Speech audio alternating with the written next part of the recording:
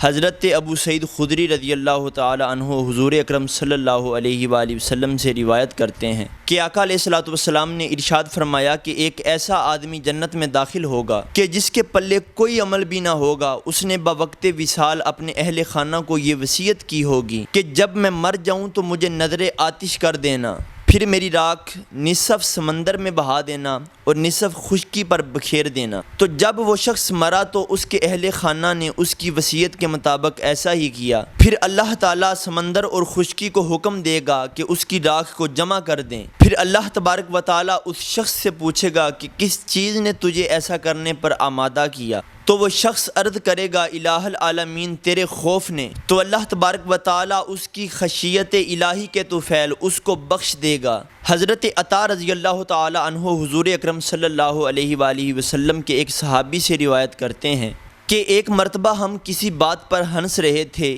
اسی اثناء میں ہمارے آقا و مولا حضور اکرم صلی اللہ علیہ وآلہ وسلم تشریف لے آئے۔ ہمیں ہنستا دیکھ کر آپ صلی اللہ علیہ وآلہ وسلم نے ارشاد فرمایا کیا تم ہنس رہے ہو حالانکہ جہنم تمہارے تعاقب میں ہے؟ قسم با خدا آئندہ میں تمہیں ہنستا ہوا نہ دیکھوں۔ پھر آپ صلی اللہ علیہ وآلہ وسلم تشریف لے گئے، ہماری حالت ایسے ہو گئی جیسے ہمارے سروں پر پرندے بیٹھ گئے ہوں۔ تو پھر حضور اکرم صلی اللہ علیہ وآلہ وسلم واپس تشریف لے آئے تو آپ نے ارشاد فرمایا کہ جبریل امین علیہ السلام میرے پاس تشریف لائے اور انہوں نے مجھے کہا کہ اللہ تعالیٰ ارشاد فرما رہا ہے کہ میرے بندوں کو میری رحمت سے مایوس نہ کرو۔ اور ناظرین، اللہ تبارک و تعالیٰ کی رحمت کیسی ہے؟ حضرت عبداللہ بن مسعود رضی اللہ تعالی عنہ فرماتے ہیں کہ 3 آدمیوں کے بارے میں تو میں قسم اٹھا سکتا ہوں، اور اگر چوتھے کے بارے میں بھی قسم اٹھا لوں تو وہ بھی صداقت پر ہی مبنی ہوگی۔ پہلے نمبر پر آپ رضی اللہ تعالی عنہ ارشاد فرماتے ہیں کہ اللہ تعالیٰ دنیا میں جس شخص کی ذمہ داری لے لے تو قیامت کے دن بھی خود ہی اس کا ذمہ دار ہوگا۔ اور دوسرے نمبر پر جو بات ارشاد فرمائی کہ اللہ تعالیٰ اسلام میں جسے حصہ نصیب فرما دے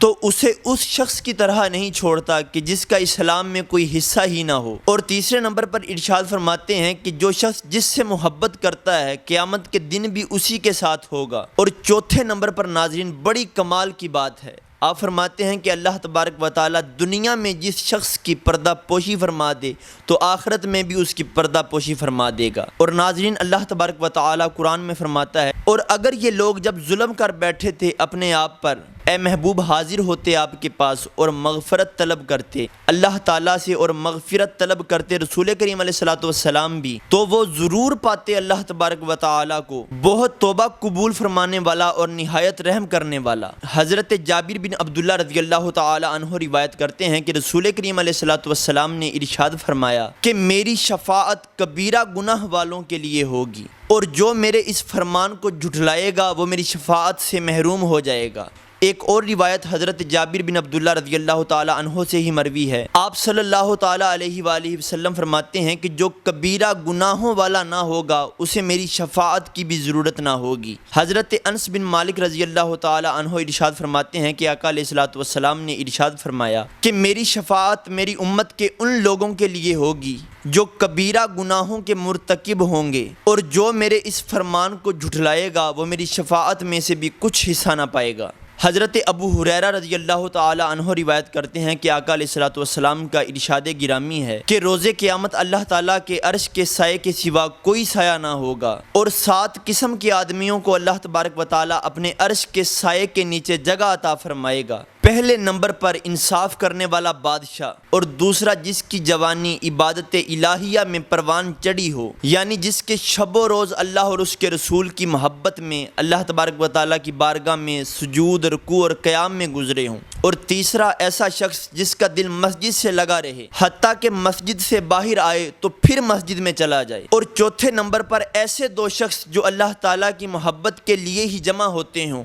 اور محبت الہیہ کی خاطر ہی جدا ہوتے ہوں، اور 5واں ایسا شخص جو گوشہ تنہائی میں ذکر الہی میں مشغول ہو اور خشیت الہی سے اس کی آنکھیں آنسوؤں سے تر ہو جائیں، اور 6 نمبر پر ایسا شخص جو اس قدر مخفی حالت میں صدقہ کرے کہ دائیں ہاتھ سے دیے ہوئے صدقے کی بائیں ہاتھ کو بھی خبر نہ ہو،